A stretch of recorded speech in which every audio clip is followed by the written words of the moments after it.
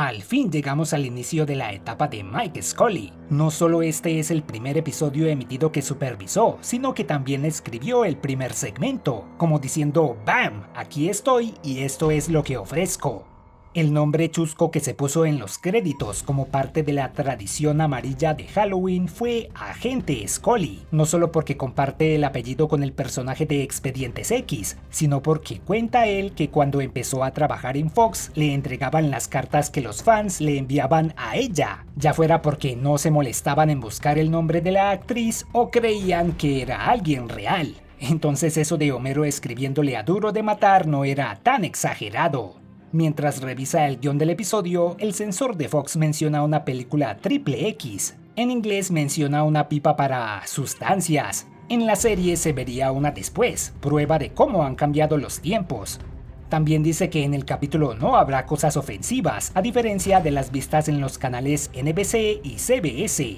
Por ese entonces, las series de televisión contenían elementos ligeramente cuestionables, por lo cual, en enero de 1997, mismo año de este episodio, se introdujo en Estados Unidos el símbolo de clasificación televisiva para padres, con el fin de informarle a la audiencia del contenido que verían. Ya que eso le parecía algo muy paternalista, David Mirkin, showrunner anterior, sugirió esta escena de apertura, en la que el censor es atacado por el símbolo mientras aumenta su nivel. TVG sería un show apto para el público en general. PG quiere decir que los más pequeños requieren guía paterna.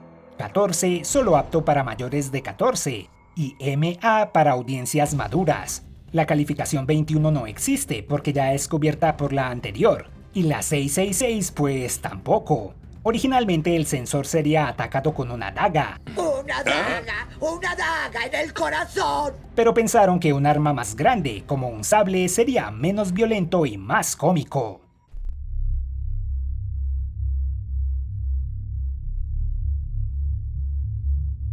Para el primer segmento, Scully tomó prestado de uno de los filmes favoritos de su infancia, El Hombre Omega, sin H, de 1971, que a su vez fue inspirado por la novela Soy Leyenda.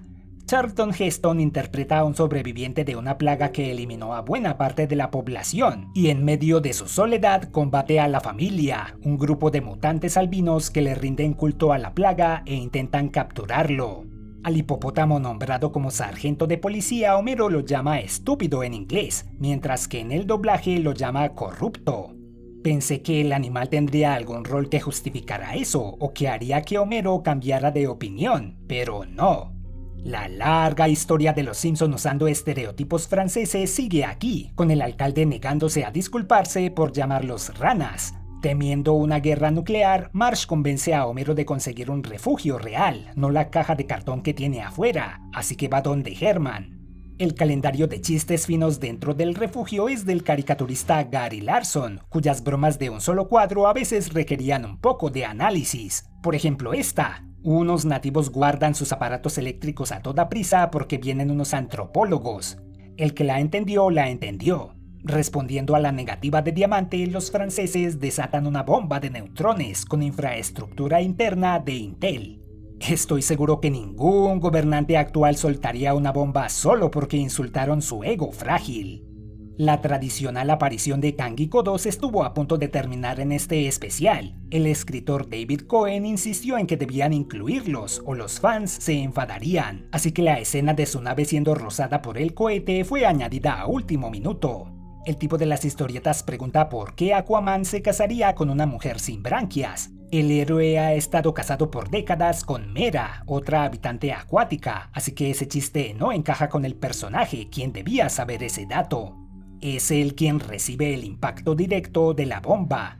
Creo que ya había preguntado esto, pero lo reitero. ¿Cuál tipo de las historietas eres tú? ¿El del episodio? ¡Ay, malgasté mi vida! ¿O el de la película? ¡Viví bien! En mi caso, opino que invertir el tiempo en hacer lo que te gusta no es un mal gasto, a menos que te perjudique a ti mismo o a alguien más.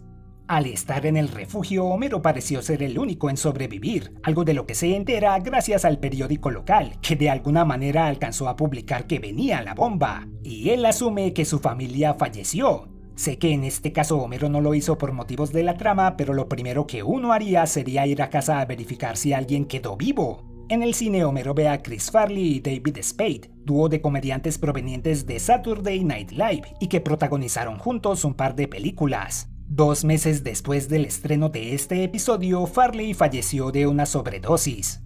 Hablando de censura, Fox cuestionó la parte de Homero bailando desnudo en la iglesia. El compromiso para dejarla fue que no lo hiciera en el altar, sino abajo.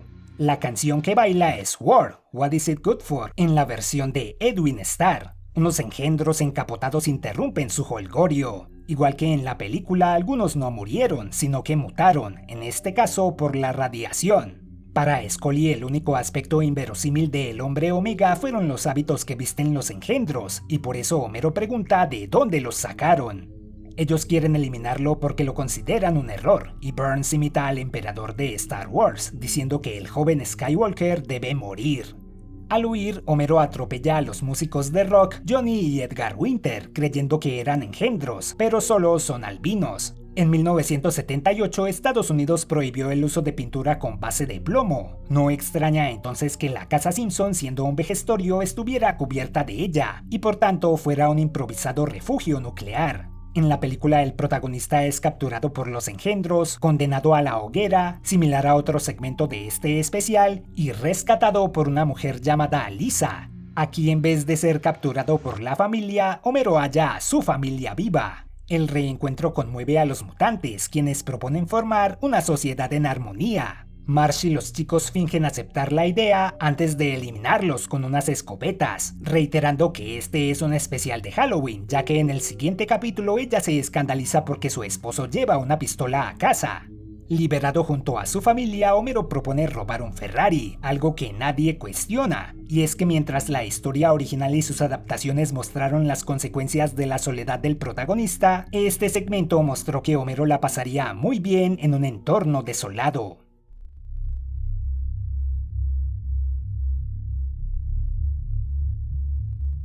Cuando era niño tenía cerca un centro comunitario que ofrecía cine gratuito, y una de las películas que fuimos a ver fue La Mosca, el remake de 1986, no la original de 1958, en la que un científico crea un transportador de materia y es víctima de su propia invención al entrar en ella con una mosca sin querer. Ahora, no sé a quién culpar, si al centro comunitario porque no pusieron una restricción de edad, o a mi familia que ya había visto la película y sabían lo que traía, porque ver a Jeff Goldblum transformándose lentamente en una criatura repugnante y viscosa definitivamente dejó una impresión en mí, y a lo mejor en cualquier otro niño incauto que estuvo ahí. Por suerte fue la película original, y no tanto el remake, la que inspiró el segundo segmento. Como dije en mi reciente video sobre Matt, el título Fly vs. Fly imita al de su tira cómica Spy vs. Spy. No es la única alusión a la revista. Uno de los objetos de la venta de garaje de Frink es este, un tridente imposible. Matt no creó esa ilusión óptica, pero sí le dio el nombre por el que es más conocida, Poyuit, usando las letras inversas de la primera fila de un teclado QWERTY.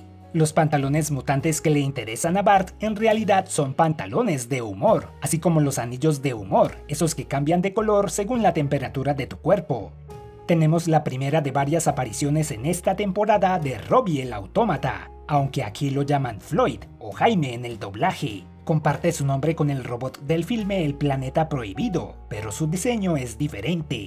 Del remake de La Mosca sí tomaron un par de ideas, como la forma del transportador de materia y la idea de que el aparato identifica el ADN de quienes lo usan.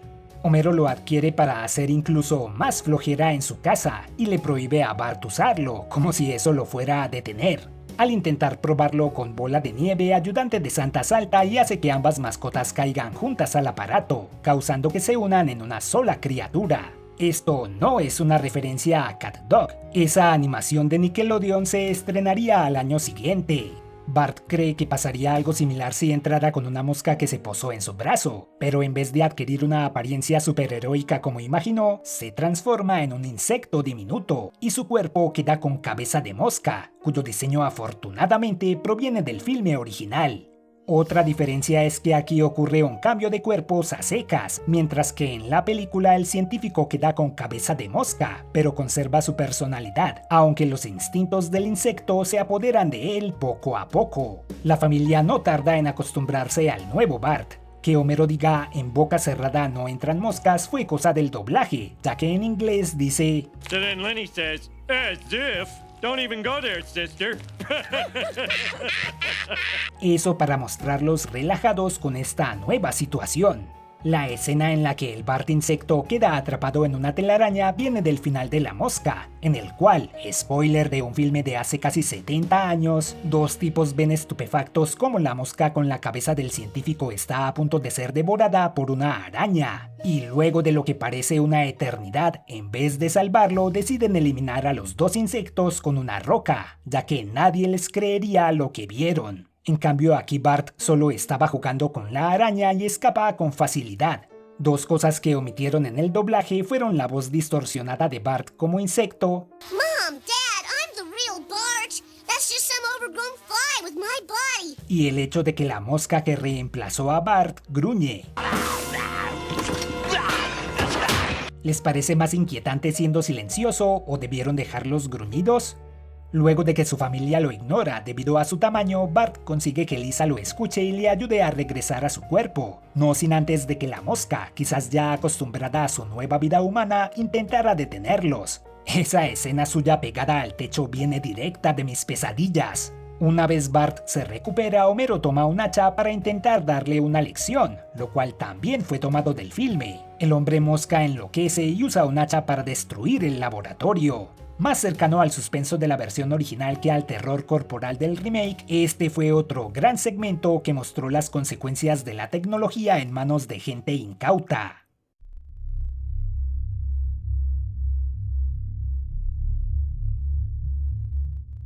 Entre los siglos XV y XVII, las cacerías de brujas abundaron en Europa y en Estados Unidos, de la mano de las distintas vertientes del catolicismo. Muchas personas, más mujeres que hombres, fueron acusadas de practicar la brujería, culpadas de las malas cosechas o de enfermedades inexplicables en ese entonces. En la mayoría de los casos esas denuncias eran lanzadas entre personas que no se agradaban entre sí, a modo de desquitarse. Los acusados eran sometidos a pruebas ridículas para revelar su herejía y ejecutados cruelmente. Ciertos detalles fueron distorsionados por la cultura popular, como que las condenadas ardieron en la hoguera en Estados Unidos. Eso solo pasó en Europa. De este lado del charco las sometieron a la horca o las aplastaban con piedras. Sí, muchos inocentes murieron por ese fanatismo absurdo, pero estoy seguro de que también hubo mujeres reuniéndose en el bosque a bailar desnudas y rendirle tributo a la naturaleza. Pero a eso no le llamaría brujería, le llamo pasar un buen rato. Si aún lo hacen, invítenme, llevaré mi disfraz de macho cabrío. Esa nefasta época fue representada en varios medios, como en Las Brujas de Salem, película de 1957 que recreó, tomándose unas libertades, la manera en la que, con el fin de salvarse ellas de ser condenadas, un grupo de chicas acusó de brujería a otras mujeres de ese pueblo estadounidense, y la serie de juicios injustos que se llevó a cabo como consecuencia. De ahí y del remake de 1996 provino el último segmento, Pacto Sustancioso.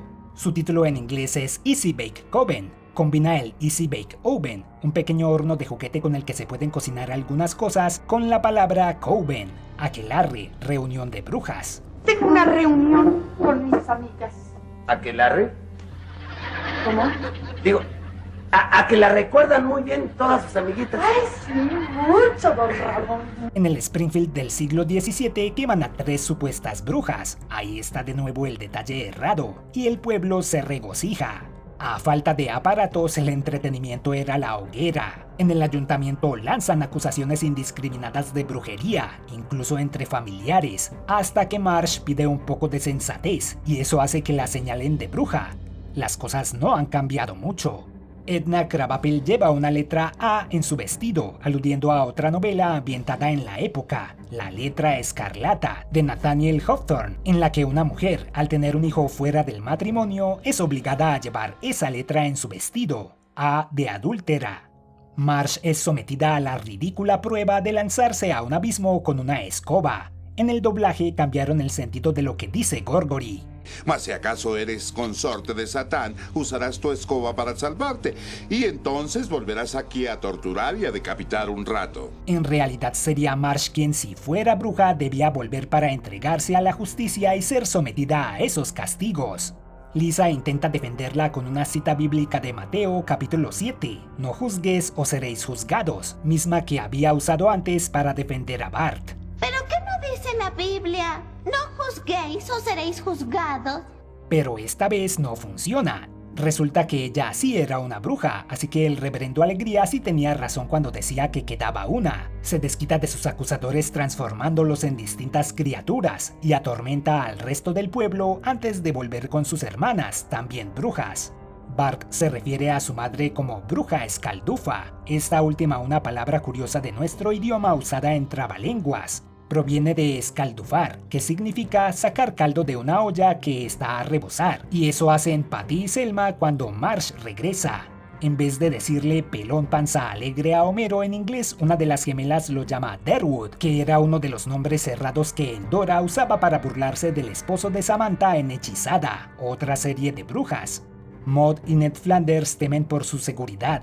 Oh, Neddy, están planeando nuestra perdición. Pueden obligarnos a cometer actos de carnalidad desenfrenada. Dios te oiga. ¿Qué dices? En una época tan puritana como esa, el mismo Ned Flanders de ahora pasaría por alguien normal. Espiando a la gente, a las brujas se les ocurre devorar a sus niños. Según el director de animación del episodio, Mark Kirkland, el que choca en sus botas antes de volar es un guiño a la bruja Hazel de los Looney Tunes, quien hacía lo mismo.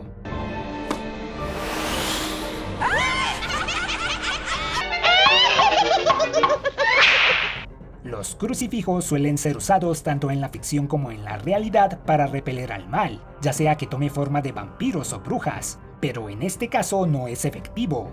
Para salvar a sus niños, Maud les ofrece galletas a las brujas, eso las disuade de su plan y piden lo mismo en otras casas. El pescado acaramelado sí existe y tiene sus orígenes en la cocina vietnamita, de esas cosas que tal vez nunca probaré. Y hubiéramos desentrañado a esos niños antes de llegar con los Flanders. En el diálogo original, Marge dice que ojalá no se hubieran llenado devorando a otros niños antes de llegar con los Flanders. Estos hechos, según la serie, son el origen del Halloween. En la realidad, igual que otras fiestas actuales, tuvo sus inicios en celebraciones paganas y ha evolucionado hasta convertirse en una gala de disfraces y dulces para los niños y un homenaje al horror para los ñoños. Al año siguiente, en el Springfield del pasado, el Halloween toma su forma actual. Homero, disfrazado de Ginny de Mi Bella Genio, le tira huevos a su propia casa por error, algo que Lisa le señala. Y para ahorrarse la humillación, su padre la acusa de bruja, lo que el pueblo sigue tomando en serio y la persiguen. ¿Cuántas acusaciones así no se habrán hecho en toda la historia y por el mismo motivo, para evitar recibir culpa? Las cacerías de brujas siguen hoy, aunque han tomado otras formas, nombres y castigos. Los dos primeros segmentos tuvieron escenas omitidas. En el primero, Krusty saldría del estudio de televisión hablando por celular, pero la llamada recibe estática, y es porque la onda de la bomba afectó la señal y vemos cómo hace trizas al payaso. Otra de las cosas que haría Homero con el pueblo vacío sería ir a sentarse en la silla del señor Burns, presumiendo de ser el nuevo jefe, pero se aburre rápido de eso y se va.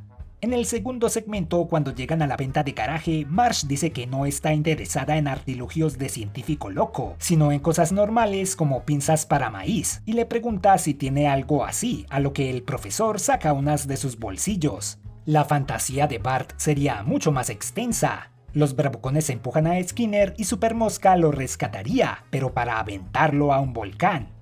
Luego, Bart, ya transformado en insecto, se uniría a otras moscas, creyendo que alguien había dejado caer un helado o algo así, pero era una paloma muerta. Bart dice que con razón las moscas vomitan tanto y se va. Eso fue raro. No hay chiste ni nada. Es algo mórbido nada más. Y una escena planeada no se animó. Al final del transportador de materia saldría una mosca gigante y los Simpson la montarían para ir a un centro comercial.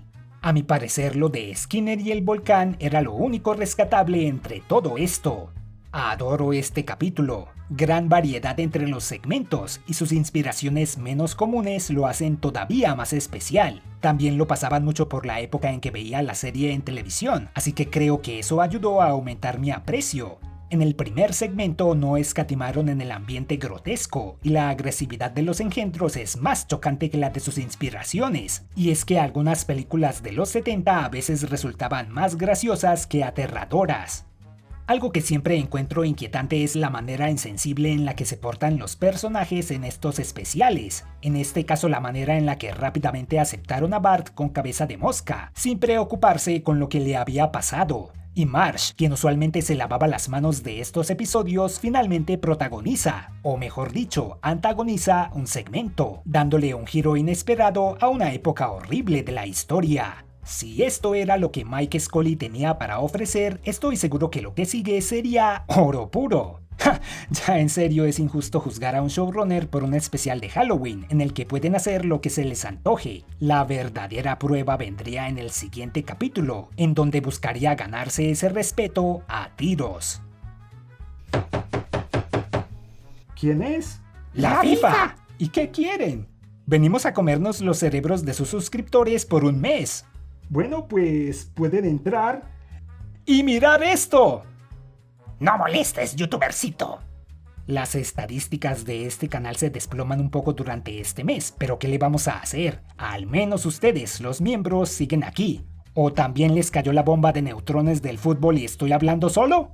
No, no, no. No puedo dejarme caer. Es hora de reír de nuevo.